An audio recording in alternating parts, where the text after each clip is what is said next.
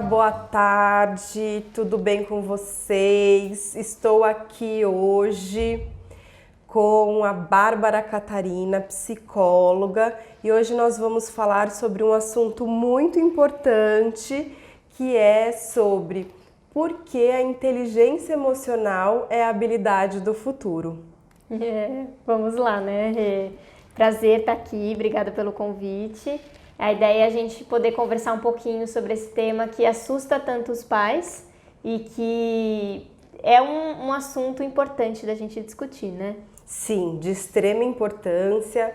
Cada vez mais aí na nossa vivência clínica, a gente consegue entender que é um conflito de gerações e que, de certa forma, nós, profissionais da área da saúde, precisamos tentar auxiliar e ajudar os pais aí nessa trajetória. Exato.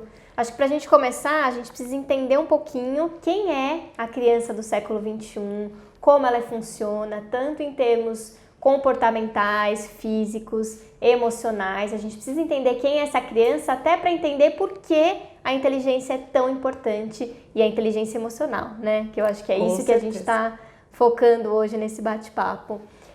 Uma coisa que eu gosto sempre de começar, para a gente pensar um pouco, a criança do século XXI é a criança que nasceu pós anos 2000 e é a criança que está sendo educada pela maioria dos pais do século XX, né? A geração analógica.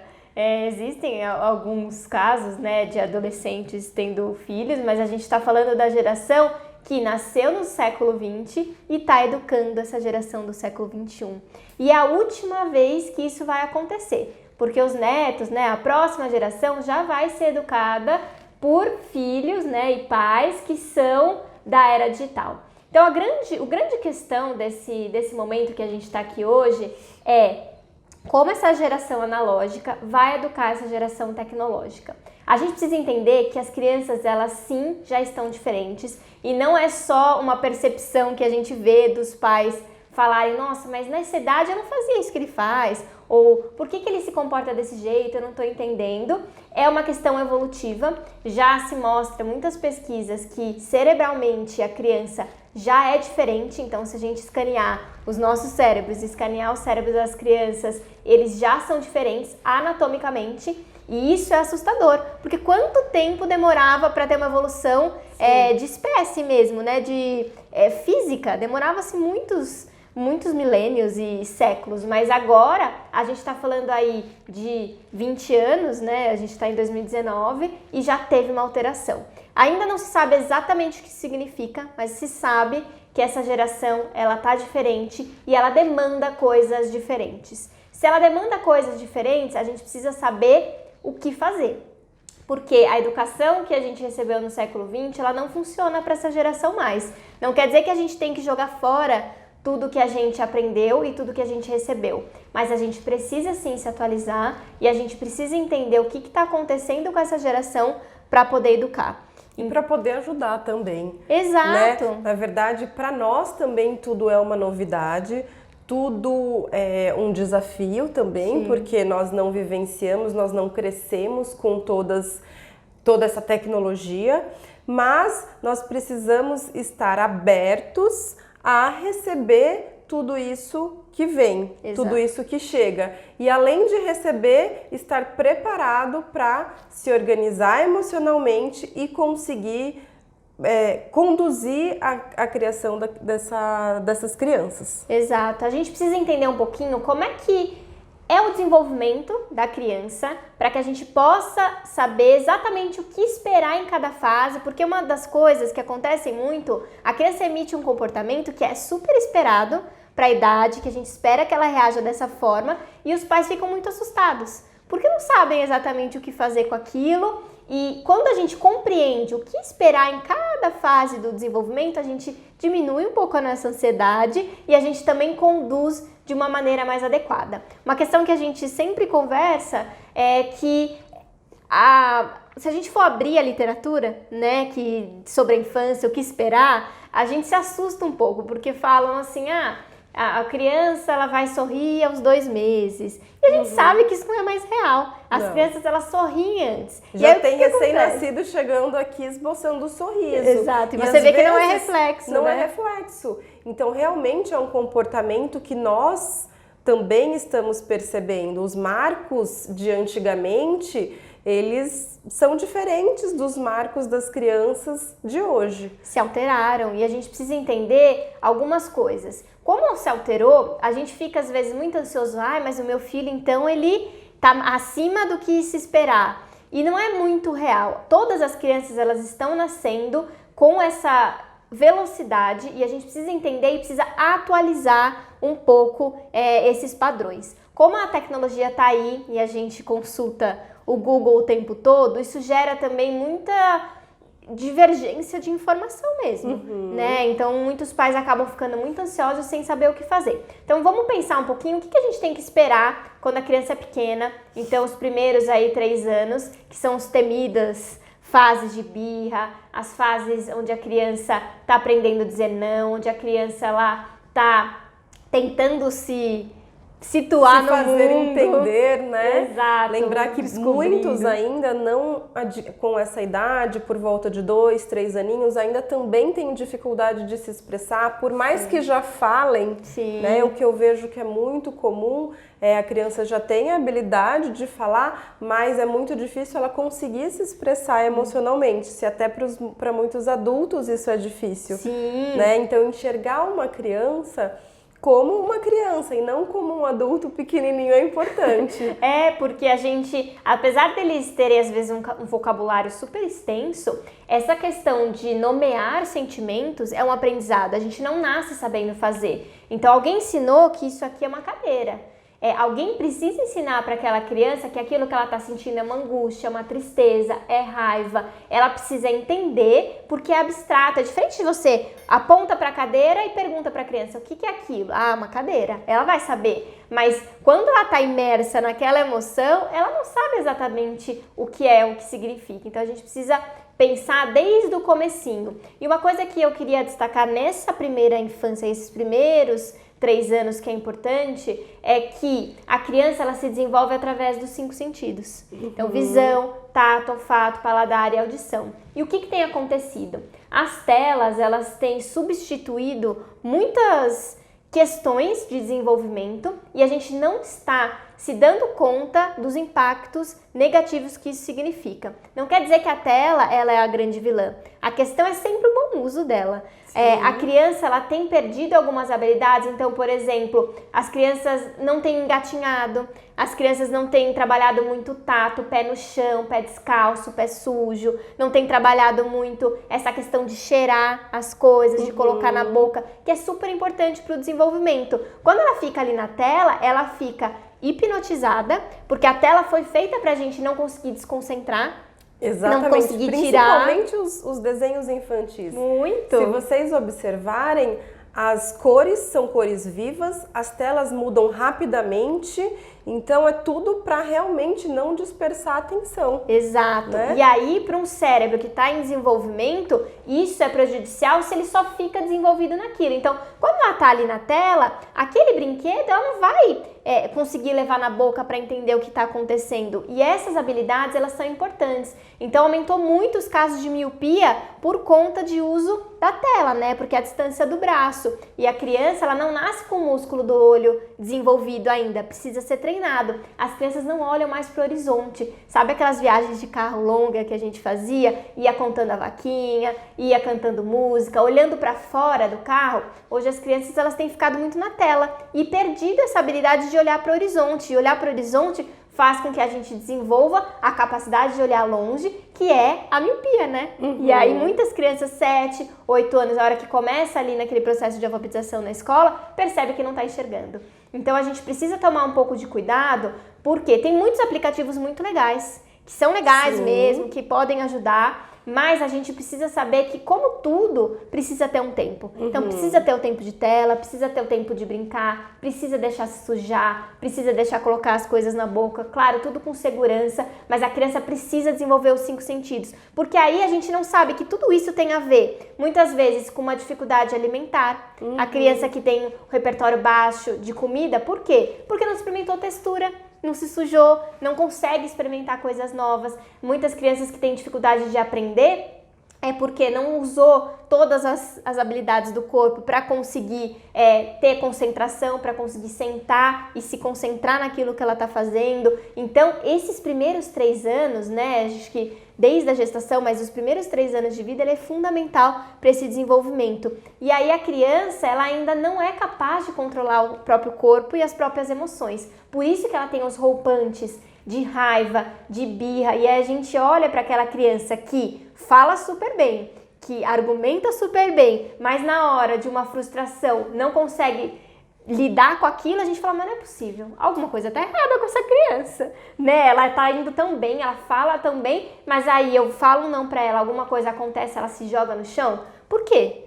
Porque a criança não está pronta, a gente esquece. Como cognitivamente elas são muito evoluídas em comparação com a geração do século XX, elas são mais rápidas, elas fazem questionamentos que muitas vezes não se fazia anteriormente, a gente acha que a parte cognitiva e a parte emocional elas estão caminhando juntas, mas não estão. E não estão porque a habilidade emocional ela demora muito mais para ser desenvolvida, é muito mais trabalhosa e exige do adulto uma ação muito mais direta. A gente precisa ensinar desde muito pequenininho que aquilo que ela está sentindo é raiva, é frustração, é tristeza, mas como ensinar se a gente às vezes não sabe reconhecer em si?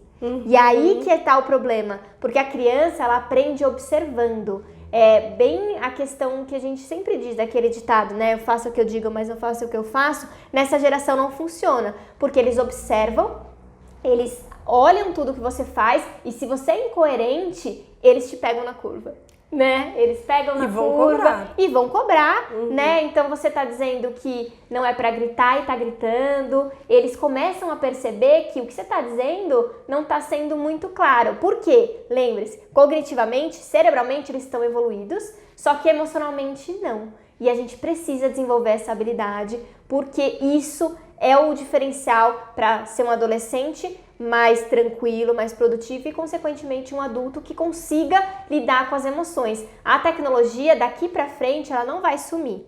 Na verdade, ela vai só substituir muitas das coisas que nós, seres humanos, a gente faz. E aí, como a gente vai competir com uma máquina que não dorme, não cansa, aprende sozinha, corrige os próprios erros e é muito mais efetiva? Como a gente compete? Qual a única habilidade que só o ser humano tem? Que é a habilidade de ter emoções, empatia e de se relacionar. E isso tem se perdido, porque as telas, elas têm afastado. E olha uma incoerência, né? A tecnologia, ela veio para aproximar as pessoas, mas aproxima os distantes e afasta os que estão perto.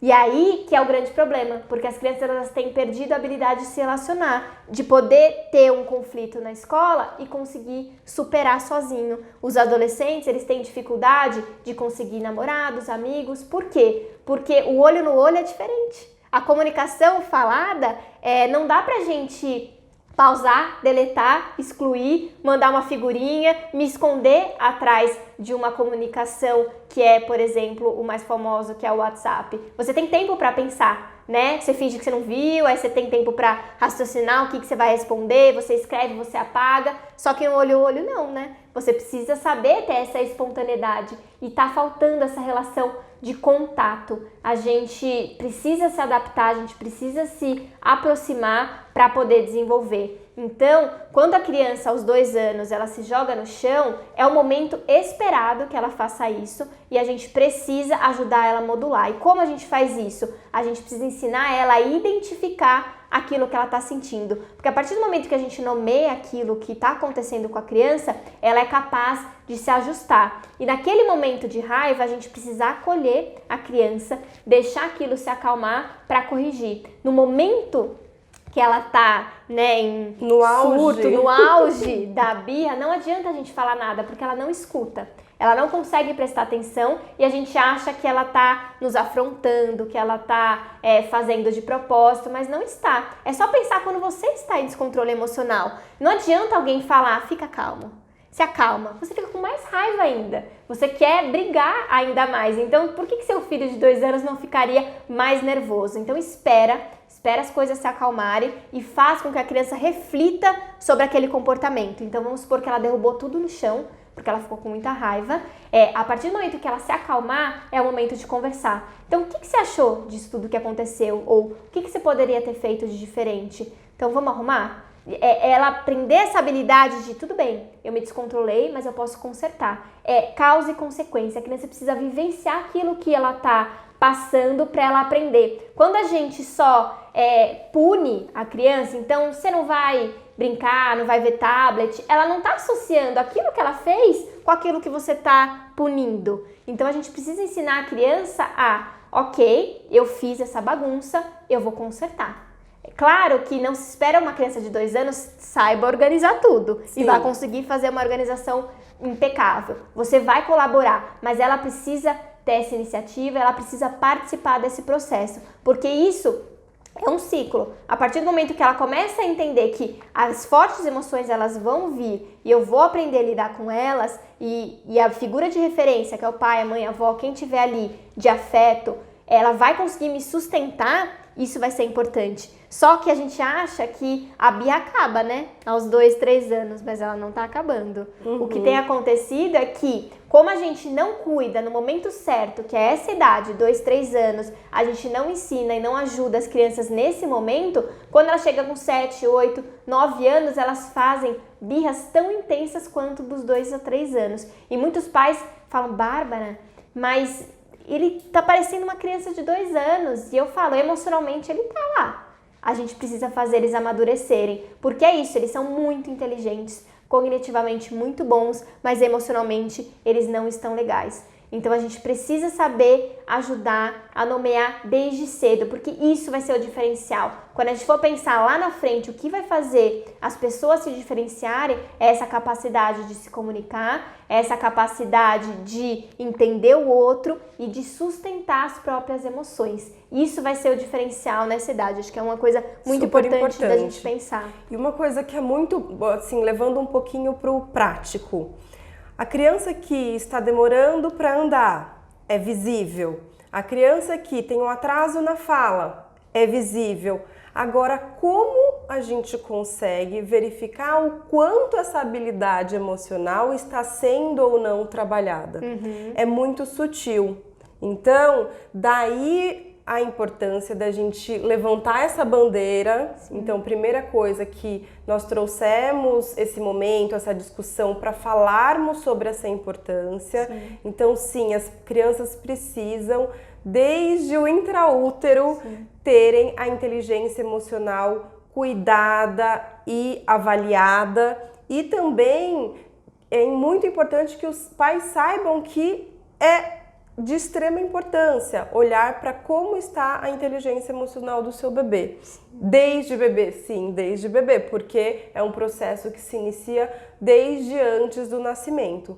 Então hoje nós falamos muito nos primeiros 1000 dias, na importância dos primeiros 1000 dias para a saúde, crescimento e desenvolvimento de uma criança. E os primeiros 1000 dias se iniciam já desde a gestação. Então, tanto o que essa mãe, essa mulher sente durante a gestação, tanto na parte física quanto na parte psíquica, vai impactar nessa criança. Exato. Então, uma dica muito legal, eu acho que eu gosto de orientar, é trazer essa criança para perto de você, desde a barriga. Então, reservar ali alguns minutinhos durante a gestação ainda para conversar mesmo com a criança, para falar quais são as expectativas, o que você espera, como você está se sentindo, sobre os seus medos.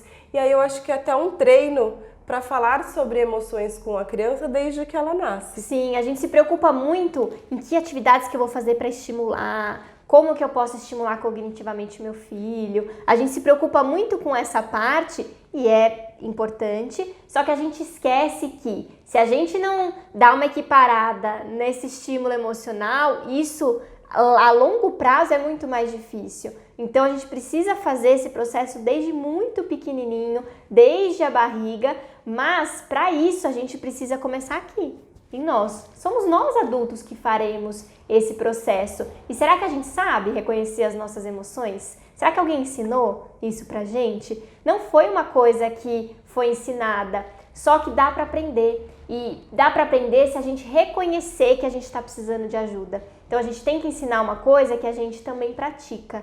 E a gente precisa saber que quanto mais disponível a gente está emocionalmente para aquele bebê, mais ele vai se sentir seguro e saudável emocionalmente. Então ainda se tem muito preconceito com a saúde mental, muito.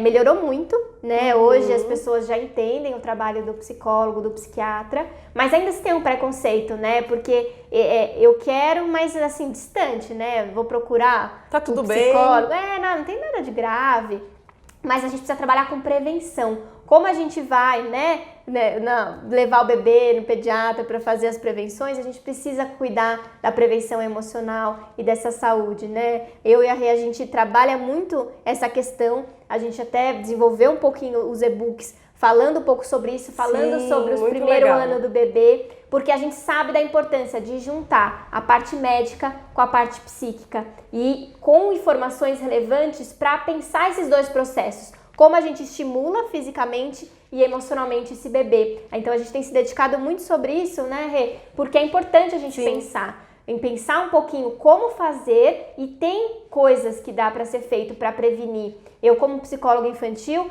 eu tenho visto cada vez mais pais procurando antes do problema ser instaurado, porque não adianta vir quando a coisa já está muito grave. O trabalho é muito mais doloroso e muito mais cansativo para a criança e para a família. E a chance de danos irreversíveis muito maior, né? Exato. Então a gente precisa pensar nisso. Por mais que as pessoas falem, aconteceu, apanhei, estou bem, estou vivo, mas a gente não sabe o impacto que teve isso lá no fundo, nos relacionamentos, na forma de lidar e até no seu próprio processo de maternidade e paternidade. Exato. Quando a gente tem um filho, uma criança, quando nasce, ela vai tirar da sombra todas as nossas angústias, os nossos sofrimentos e principalmente aquilo que a gente deixou bem escondido, né? Então quando você observa, você, puxa, será que eu falo assim? Nossa, meu filho está repetindo tudo que eu faço. A criança, ela vai fazer você revisitar os seus traumas, as suas angústias, e você estando disponível para cuidar disso, tem tudo para ser positivo para você e para o seu filho. Então, realmente, a grande quebra de geração é que a geração anterior do século XX foi uma geração que era muito punitiva, né? Era uma geração que foi muito punida, uma geração que usou muito do medo, dos castigos. Tem um lado positivo, mas tem um lado negativo. Tem muitos adultos hoje que tiveram essa educação que não conseguem se apropriar da potência, não conseguem acreditar em si mesmo. Por quê? Porque tudo que fazia não era mais do que obrigação, né? Então, você está fazendo isso, não é mais sua obrigação. Você tem que, você não é tão especial assim. Então, foi uma geração que não foi muito estimulada sobre isso e tem as consequências. Você está vivo? Que ótimo, mas a que custo? A gente precisa sempre saber que as pesquisas, os profissionais, eles estão aí para a gente evoluir e fazer diferente. A questão é que a gente está tentando tirar 100% uma coisa que funcionou ou não funcionou e tentando se adaptar nessa velocidade que está uma loucura. E aí acho que a gente entra num ponto importante, que é a questão dos rótulos, que é essa questão, né, de como a gente vai estimular autonomia, autoestima, rótulo, como fazer. Sem ser punitivo, mas também eu percebo que essa é uma sem ser passivo também e permissivo, né? Qual seria o ponto ideal? Eu acho que em tudo na vida o ideal é sempre o equilíbrio. Sim. Mas o que eu vejo hoje é que a maior dificuldade é justamente essa, encontrar o ponto de equilíbrio. Né? E aí eu acho super legal isso que a Bárbara vai trazer, que é a questão dos rótulos. Isso. Então, tanto os rótulos positivos quanto os rótulos negativos, de um modo geral. Que impacto causa para a criança? Quando a gente coloca um rótulo na criança, então, por exemplo, filha, como você é bonita, ou como você fez uma coisa legal, ou você é bagunceiro, qualquer tipo de rótulo, positivo ou negativo. Teimoso, você não escuta. Preguiçoso. Como você é preguiçoso, você não faz nada direito, né? Essas coisas, principalmente os rótulos muito taxativos do você sempre faz isso, ou você nunca ajuda, nunca sempre, é tanto tempo, né? Será que nunca a criança é boa o suficiente? A gente precisa pensar que quando a gente associa o ser, então a criança, você diz que ela é alguma coisa e ela está em formação psíquica, ela não sabe o que ela é, e se você, que é a figura de afeto e de amor dela, está dizendo que ela é bagunceira, ela vai acreditar. Então a gente tem que tomar um pouco de cuidado porque ela não sabe o que ela é ainda ou o que ela é capaz de fazer. Então quanto mais a gente repete que ela é preguiçosa, que ela é bagunceira, ela vai acreditando e vai reforçando comportamentos que faz com que você continue repetindo isso e ela continua repetindo o comportamento. E ela começa até a se apropriar. Sim. Desse porque se a pessoa rótulo mais importante para ela diz que ela é isso, talvez ela ela começa até a acreditar que ela é realmente. Exato. Ela não tem a identidade formada, ela não sabe quem ela está descobrindo. Isso vale também para os rótulos positivos. Então eu só vou dizer que meu filho é inteligente, que ele é o máximo, que ele é fantástico. E aí o que acontece? Quando ele erra, ele vai se sentir a pior pessoa do mundo, porque se ele é tão fantástico assim, como ele é capaz de errar? E aí o que acontece? São as crianças que não se arriscam. São as crianças que ficam na zona de conforto. Aquela criança que também é colocada no rótulo de você é demais, inteligente, espertíssima, fantástica, ela não vai se arriscar, por quê? Vai que eu não sou tão fantástica assim. Vai que eu tente e erre. E aí é o problema do rótulo positivo, porque a criança ela não se arrisca, ela não se sente segura, porque você associou a imagem dela a uma coisa perfeita que ninguém é perfeito. O que a gente precisa fazer? A gente precisa desassociar o ser para aquilo que ela está fazendo. Então, por exemplo, vamos supor que ela fez uma baita de uma bagunça. Então, assim, o que a gente precisa pontuar é a ação. Então, filha, eu percebi que você, olha, tá bagunçado, você fez essa bagunça, você não é uma bagunça. Não é só uma questão de conjugação verbal, faz toda a diferença. Não é que ele é bagunceiro, ele está bagunceiro naquele momento, ele está fazendo uma bagunça. E isso faz toda a diferença. Por quê? Porque ele pode estar nesse momento fazendo bagunça e no momento seguinte pode não estar mais. Ele pode transitar. Quando eu sou bagunceiro, eu não tenho outra possibilidade, eu me engesso. Sou bagunceiro. Eu sou. Então, quando eu estou bagunceiro, é diferente. Então, a gente precisa parar para pensar como a gente coloca as nossas falas para a criança e como a gente pode estimular. E aí, a gente precisa estimular o processo. Porque, assim, o resultado em si, ele não é tão importante quanto o aprendizado e o esforço da criança. Então, nem sempre a gente vai, por mais que a gente dê o melhor, a gente vai conseguir um resultado espetacular. Mas o esforço que a gente fez, o planejamento, tudo aquilo que a gente se esforçou mesmo para fazer é o que vale. E a gente acompanhar o processo, elogiar o processo e não o fim, faz toda a diferença. Porque senão a criança ela também só vai buscar aquele elogio. Ela vai fazer aquilo porque ela quer ser reconhecida. Só que, será que ela está aprendendo nesse processo? Será que é legal a gente sempre fazer esperando o elogio do outro e não porque aquilo é importante para mim? Ele acaba entrando até no looping do hábito, né? Da recompensa. Exato, eu só então vou ele fazer só vai fazer o que ele sabe, o que ele domina, porque ele sabe que ele vai ter um elogio. Exato. O elogio é super gratificante, quem não gosta de ser elogiado. Mas o que é importante saber é que às vezes as crianças que precisam de um repertório, então eles precisam subir na escada, eles precisam subir na cadeira, eles precisam vivenciar situações diferentes para o crescimento e desenvolvimento saudável. Sim. Então, uma vez que eles começam a se bloquearem, né? Porque acaba sendo um bloqueio, porque eles têm medo de errar, isso também acaba interferindo no desenvolvimento dessa criança. E como a gente já colocou, os primeiros 1000 dias são essenciais. Então, eles precisam de ter alguém ali no suporte que valorize o processo para que eles sempre continuem tentando. Isso faça parte da vida. Exato. Né? E aí a gente precisa pensar um pouco sobre isso, porque quando a gente não ajuda essa criança a entender esse processo do desenvolvimento e sempre buscar fora de si, ela não consegue entender qual é a potência dela. E isso a longo prazo é muito ruim. A gente precisa pensar um pouquinho como a gente vai ajudar essa criança a desenvolver a potência máxima. Tem muitos pais que falam, puxa, eu não sabia, né? Passou os 1000 dias, ferrou, não dá pra fazer mais nada, não consigo fazer mais nada. Calma, sempre dá. Então vamos aproveitar a infância, que é o momento que o cérebro é 2 vezes mais ativo, que as conexões neurais elas estão a 1000 por hora, é possível sempre melhorar, sempre consertar, sempre ajudar. Claro que quanto antes a gente fizer, melhor. Até porque o cérebro termina de se formar só com 21 anos. 21 anos, então sempre vai dar tempo. Exato. E não quer dizer que você que já tem mais de 21 anos, você não tem a solução, você tem. Mas é muito mais dolorido e muito mais trabalhoso. Então aproveite esse tempo para que a gente possa desenvolver a melhor potência para que essa criança possa se desenvolver. Então, a questão, para a gente fechar essa questão do rótulo, pense muito essa separação do ser e do estar. Então, meu filho está bagunceiro, ou ele não é bagunceiro, isso é muito importante. E não associar também a ação da criança ao teu estado de espírito. Eu acho que isso é uma coisa importante que a gente não falou, que a criança ela não tem que fazer aquilo porque vai te deixar feliz.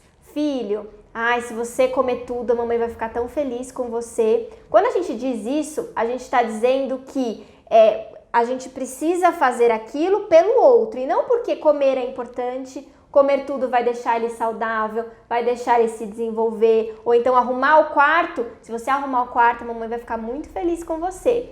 Não porque arrumar o quarto é importante, a organização é importante, a gente precisa ajudar a criança a desenvolver o senso por ela e não para agradar a mim e as minhas vontades. Ou mesma coisa, mamãe fica tão triste quando você desobedece. Isso é muito comum.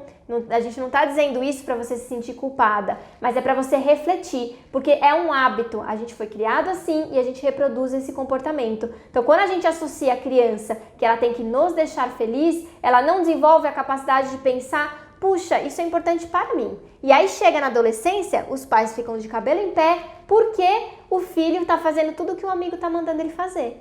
Mas ele foi educado desde pequenininho que para ele fazer, ele precisa agradar o outro. Como que ele vai saber que na adolescência ele precisa agradar a si mesmo, se ele nunca agradou a si mesmo? Então, vocês percebem que cada ação tem uma consequência e a gente precisa ensinar a criança a identificar o que é bom para mim. Será que eu quero fazer isso porque é bom para mim? Claro que quando é pequeno a gente precisa ensinar as coisas que precisam ser feitas, mas ela precisa fazer aquilo porque é importante para ela e não para agradar o outro. E isso é um recado super importante para a gente refletir e não para a gente se culpar, mas para a gente saber que dá para fazer diferente. Tudo que a gente está fazendo é para evoluir e para deixar aquele ser potente emocionalmente, para que ele consiga se desenvolver. Frente aí às inúmeras adversidades, frustrações, que é essa vida, que é o dia a dia. Exato, né? Exatamente. E olha, mais uma coisa que a gente pode pensar sobre isso, falando de geração, né, século 21, geração digital, a gente precisa parar para pensar que nós adultos, apesar de analógicos, a gente está muito inserido nessa era digital. Todos nós temos celular, às vezes mais de um, e tudo está conectado, é o relógio, é o celular, é a televisão, e a tecnologia é fantástica porque permite coisas maravilhosas, mas a gente também está perdendo a mão. A gente também está muito viciado, então a gente fala para o filho, você está muito tempo na televisão, mas eu não saí do meu Instagram o dia inteiro, eu não consegui me desconectar. Então será que a gente está cobrando da criança uma capacidade dela controlar os impulsos, mas a gente não está controlando o nosso, um recado muito importante que a gente precisa parar para pensar é: será que eu estou sabendo modular os meus impulsos e as minhas vontades em relação à tecnologia? Porque a gente é espelho da criança. Se eu não estou conseguindo me controlar, será que eu vou conseguir ensinar o meu filho a se controlar? Exatamente. O neurônio espelho, né, Bárbara? Exatamente. A criança, ela absorve tudo e repete tudo que ela está vendo. Muito mais do que ela está ouvindo. Então, a gente precisa parar para pensar um pouquinho sobre isso, se a gente está conseguindo, como adultos, fazer diferente também. E porque esses aparelhos foram feitos para não serem desconectados nunca. Exatamente. E aí vai valer e necessitar de um esforço, muitas vezes sobre-humano, da gente conseguir se desconectar deles. E essa questão da conexão, ela é importante porque às vezes a gente fala: puxa, mas eu não tenho tempo. Né? Eu tô cansada, eu trabalho o dia inteiro, não tenho tempo. Mas 10 minutos de qualidade, de presença e de interesse valem muito mais que 3, 4 horas só brigando, só tendo embates e cansaço ali com aquela criança. Então, 10 minutos, será que a gente não tem 10 minutos de qualidade para oferecer? E isso vai fazer diferença. Então, a gente não precisa se sentir culpado que a gente trabalha o dia inteiro, mas a gente tem que usar o tempo que a gente está junto, que a gente possa usar de uma maneira produtiva, porque se propor a família, né, se desconectar. Vamos Sim. todo mundo se desconectar? É um treino. É um treino. Eu acho que primeiro tentar organizar aí a rotina, ver o que dá para mudar, ver o que não dá para mudar, Sim. ver o que precisa realmente ser feito. Nem tudo que nós fazemos realmente é uma necessidade, Sim. às vezes é apenas uma vontade.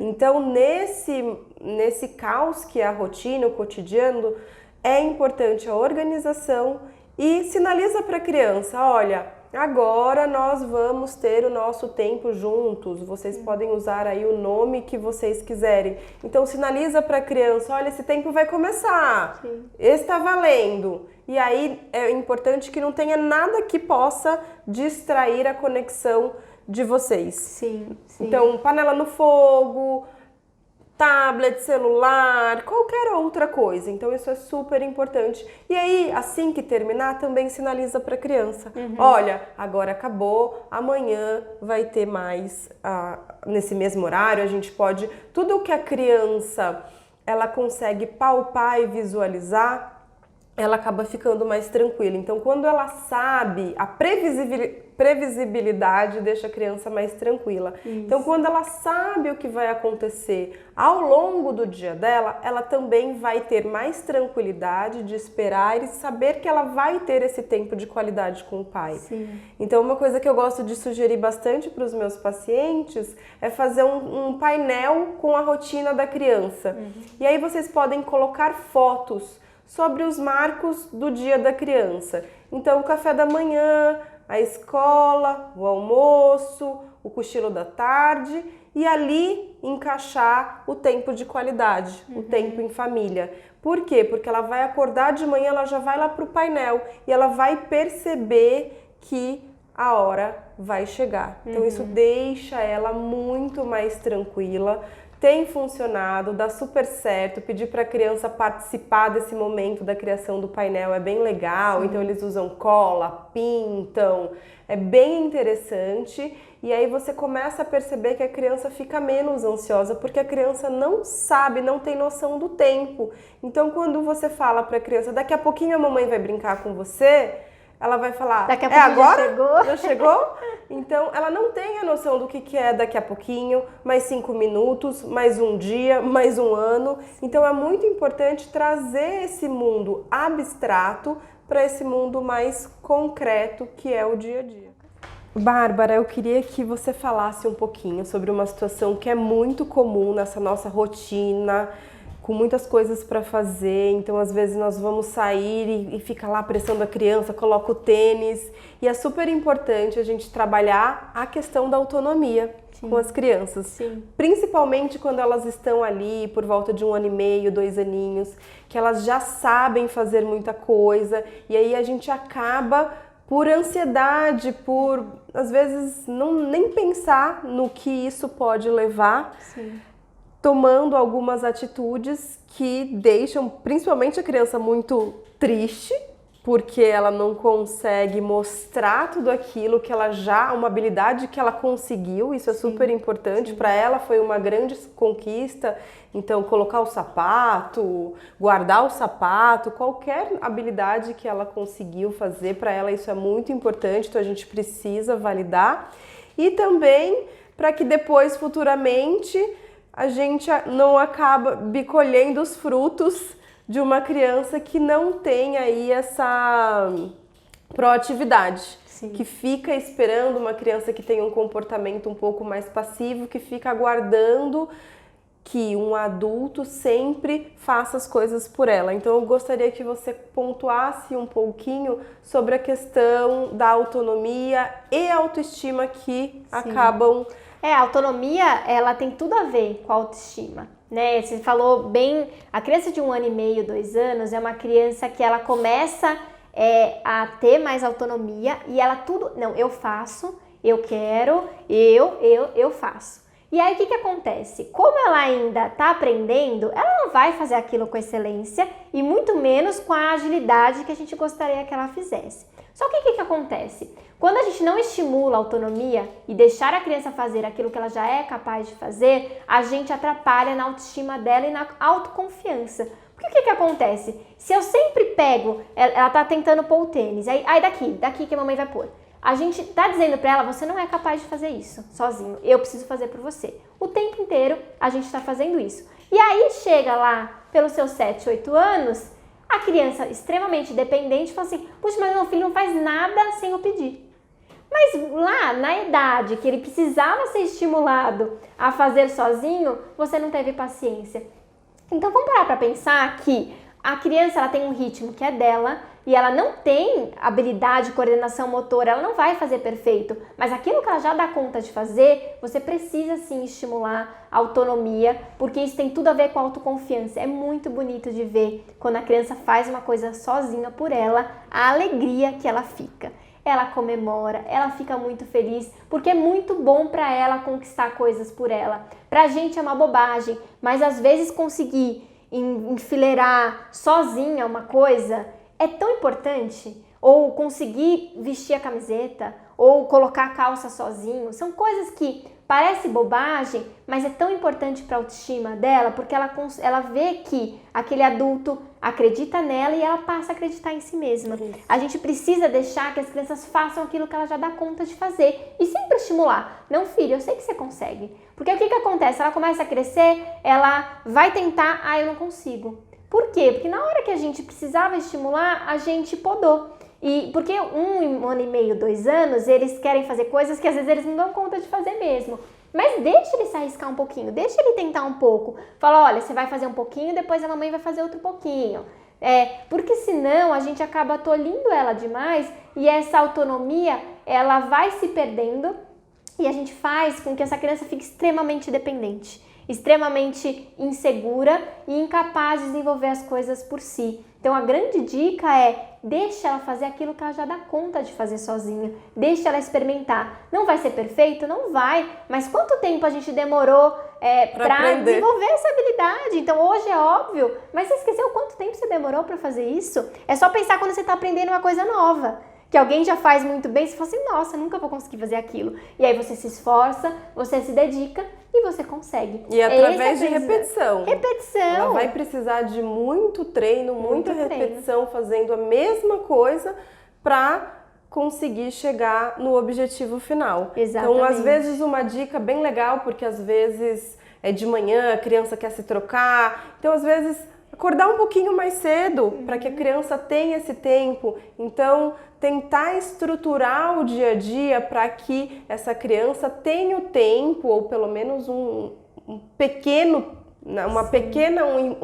espaço para que ela consiga desenvolver essa habilidade. Exato. Às vezes a gente não dá o tempo todo, mas alguma coisa, será que não é possível a gente ceder um pouquinho, deixar que a coisa aconteça, proporcionar para a criança um ambiente onde ela possa se experimentar? A gente precisa refletir, porque hoje o mundo está muito ansioso, né? A gente não tem tempo, a grande questão, não tenho tempo. Só que a gente precisa fazer as prioridades, né? Será que a gente não tem um tempinho para pensar que aquela criança tá precisando desenvolver uma habilidade, então talvez eu possa ceder um pouquinho, eu posso esticar para cá, então não, de manhã é muito ruim, mas à noite eu vou dar um tempo maior, vou desenvolver. Então vamos parar para pensar um pouco sobre isso, porque autonomia e autoestima está totalmente relacionado e uma baixa autoestima atrapalha todo o desenvolvimento emocional dessa criança, para ela poder aprender, se desenvolver e conseguir modular as emoções.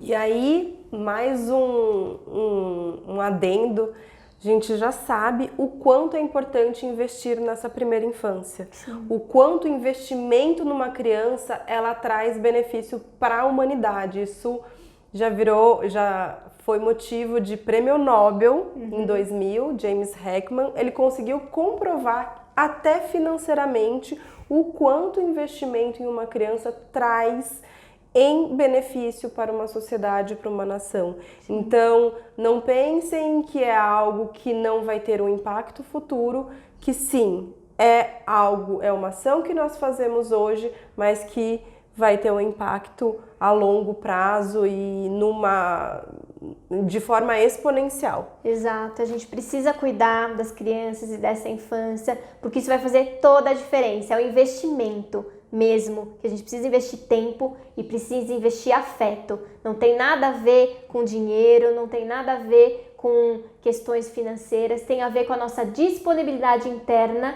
de desenvolver aquele ser e se autodesenvolver. É uma chance da gente sempre melhorar como pessoa quando a gente está educando. As crianças, elas ensinam muito. Eu falo para os pais, a gente acha que está ensinando, mas a gente aprende tanto, muito. Se a gente estiver disponível para aprender, as crianças aprendem e ensinam. Então vamos aprender com elas também, porque elas têm um olhar para o mundo que a gente perdeu, que é esse olhar de encantamento, esse olhar curioso que a gente tem quando é criança. De celebrar as conquistas. Com coisas pequenas, né? De se esforçar e de, puxa, conseguir. Isso é da infância que a gente perde. Então vamos resgatar com eles esse aprendizado do que, puxa, eu posso comemorar.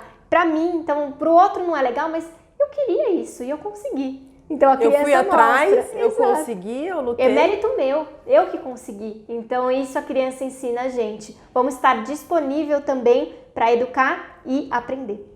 Queria agradecer a presença da Bárbara Catarina, psicóloga, e estaremos em novos vídeos falando um pouquinho mais sobre esse universo tão instigante que é a maternidade e a paternidade. Eu que agradeço o convite e estaremos juntas aí para outros assuntos.